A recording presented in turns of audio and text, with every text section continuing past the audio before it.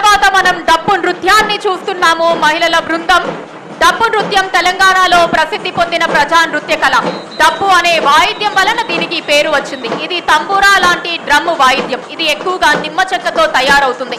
నర్తకులు తలపై తలపాగా, కుడికాళ్లపై డట్టి, పాదాల్లో గంటలు ధరిస్తారు. The Dappalu dance gets its name from the Dappu, a handheld round-shaped drum made of wood and covered with goat leather. In the Dappalu dance, a group of performers carry the Dappu on their shoulders, rhythmically beating them with the sticks.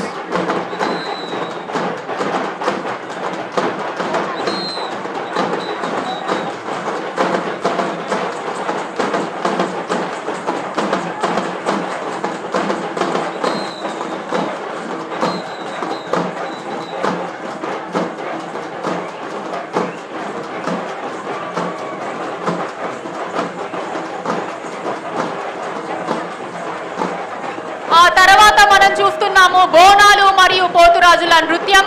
Bonalu Hindu పండుగగా మహాకాళి అమ్మవారిని భక్తిగా ఆరాధించేందుకు జరుపుకుంటారు. ఇది హైదరాబాద్, సికింద్రాబాద్ మరియు తెలంగాణలోని ఇతర ప్రాంతాల్లో ప్రతి సంవత్సరం నిర్వహిస్తారు. ఈ పండుగలో భగవంతుని ప్రార్థించిన వేళ తీరిన మోక్షానికి కృతజ్ఞతగా జరుపుతారు.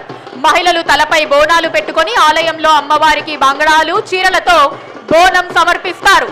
ఒక్కసారి మన పోతురాజుల నృత్యానికి, బోనాలకి గట్టిగా చప్పట్లు కొడతామందరం.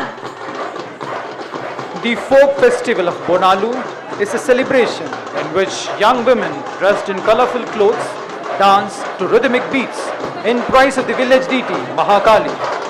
Bonalu is celebrated in the Indian month of Ashada. The dancers balance pots called Bonalus on their heads while performing the dance.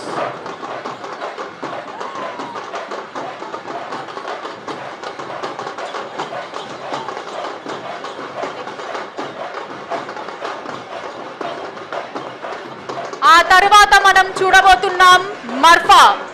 Marfa అనేది ఉత్సాహభరితమైన వాద్య కళ. ముఖ్యంగా డప్పుల తాళాలతో ఆకట్టుకునే సంగీతాన్ని అందిస్తుంది. ఇది హైదరాబాద్ నుండి ఆవిర్భవించి ఆఫ్రికన్ మరియు స్థానిక సంగీత ప్రభావాలను కలగలిపి ప్రత్యేకతను పొందింది. వివాహాలు, ఊరేగింపులు, సాంస్కృతిక కార్యక్రమాలలో ఆనందం, ఉత్సాహం నింపే శక్తివంతమైన కళారూపం ఇది. मारफा एक पारंपरिक संगीत और नृत्य है जो मुख्य रूप से हैदराबाद और इसके आसपास के मुस्लिम समुदाय में बहुत ही लोकप्रिय है। समय के साथ यह संगीत हैदराबादी संस्कृति का एक हिस्सा बन गया।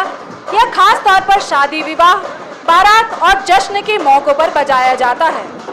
इसमें खास रूप से माफ, ड्रम, डफ, बोतल और स्टील प्लेट आदि वाद्य यंत्रों का भी प्रयोग किया जाता है।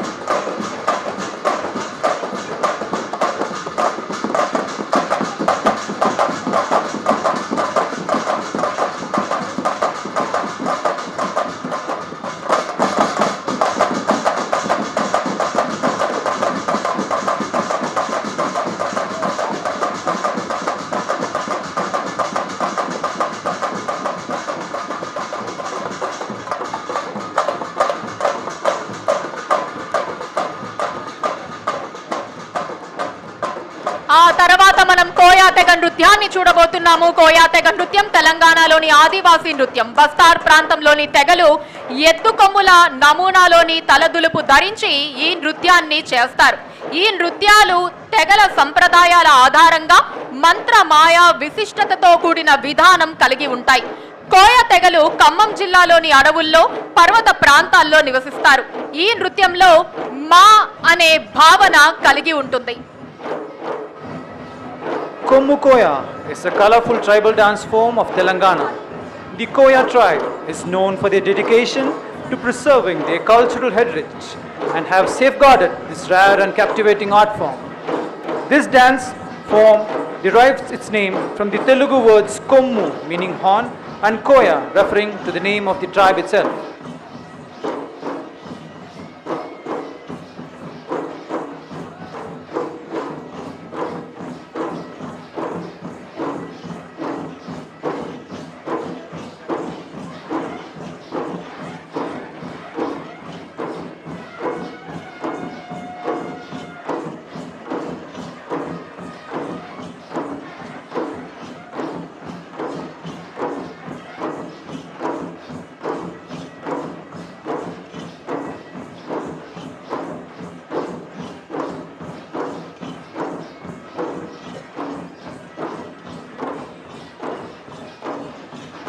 ఆ తర్వాత మనం చూస్తున్నాము గుసాడి నృత్యం.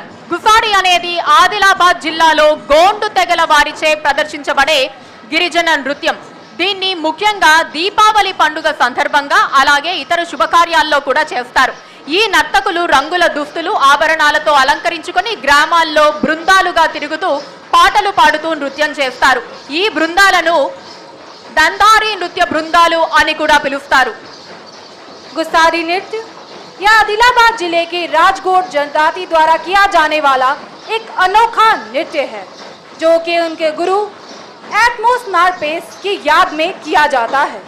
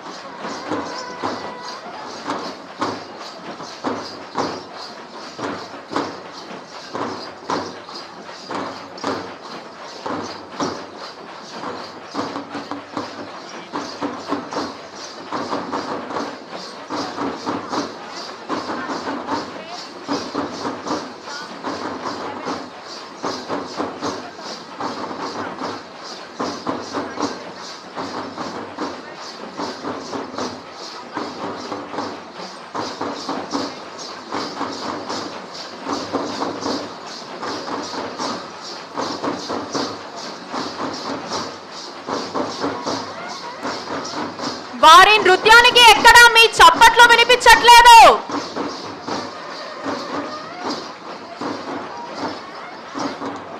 ఈ నృత్య రూపాల్ని మీరు ఆనందిస్తూ ఉంటే గనక ఒక్కసారి చప్పట్లతోటి అభినందనలు తెలియజేద్దాం మన కళాకారులకి.